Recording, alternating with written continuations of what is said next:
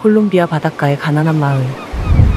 바다가 내려다 보이는 절벽이 판잣집에 어부인 남편 로엘리오와 살고 있는 다마리스. 바닷가 근처에서 식당을 운영하는 도냐 엘로디아는 어미 없는 새끼 강아지 10마리에게 우유를 먹이고 있었는데요. 다마리스는 그중 한 마리를 데려가도 되겠느냐고 묻습니다. 귀가 처진 강아지 한 마리를 손에 든 다마리스. 개를 바라보며 말합니다. 얘는 암컷이네? 다마리스는 어릴 적 친척 집에서 자랐습니다.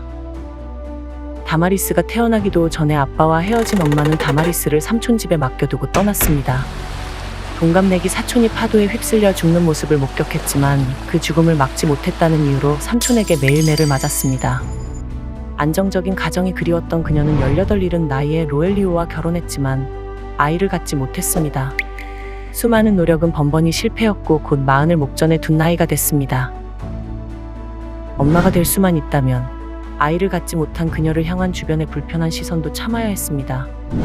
여성으로서 채워지지 않았던 간절한 욕망, 사촌의 죽음으로 인한 수치와 죄의식과 폭력, 부모의 부재로 인한 고독으로 일궈진 다마리스의 삶은 어쩌면 그 새끼 강아지를 통해 구원받고 싶어졌는지도 모릅니다.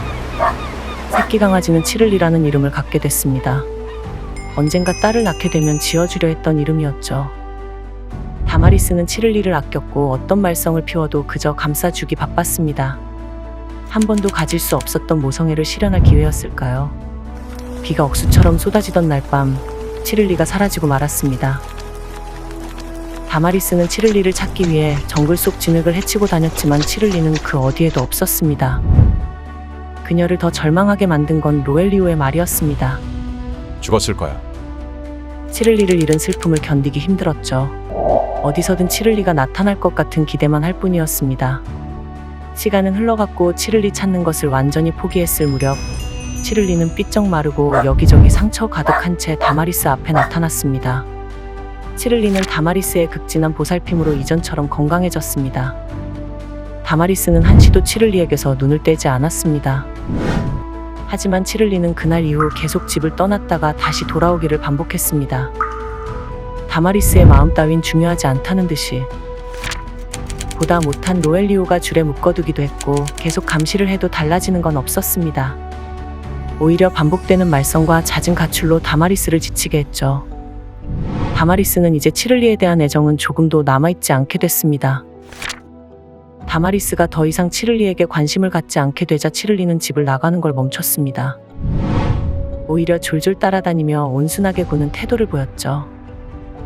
다마리스는 지난 시절처럼 자기도 모르게 개를 쓰다듬고 있는 자신을 발견했습니다. 우리 개 이쁘기도 하지. 치를리에게 애정을 보이는 다마리스를 보며 로엘리오가 말했습니다. 그건 그냥 임신해서 그러는 거야. 다마리스는 마치 복부를 한 대 얻어맞은 기분이었습니다. 치를리의 가슴은 부풀어 있었고 배는 둥그렇고 단단한 것을 보며 숨을 쉴 수 없는 느낌이었습니다. 다마리스는 개가 꼴 보기 싫어졌습니다. 점점 배가 불러오는 개를 마주치는 게 고문이었죠.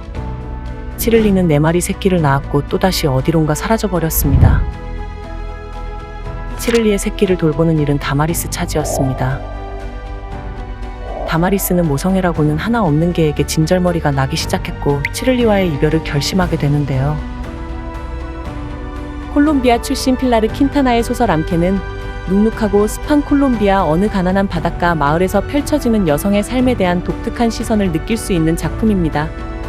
필라르 킨타나는 한 언론사 인터뷰에서 가정을 완성한 성공적인 모성의 사례만 보여주면서 정작 이를 이루기 위해 여성들이 겪는 난임, 출산, 유산의 고통 등 어려움은 조용히 감내하게 하는 문제를 공론화하고 싶었다고 말했습니다. 특히 가임기 논리가 얼마나 많은 여성을 억압하고 있는지, 마치 여성의 모성이 유효기간이 있다는 인식도 반기를 들고 싶었다는 작가의 말에 많은 생각을 하게 하는 소설입니다.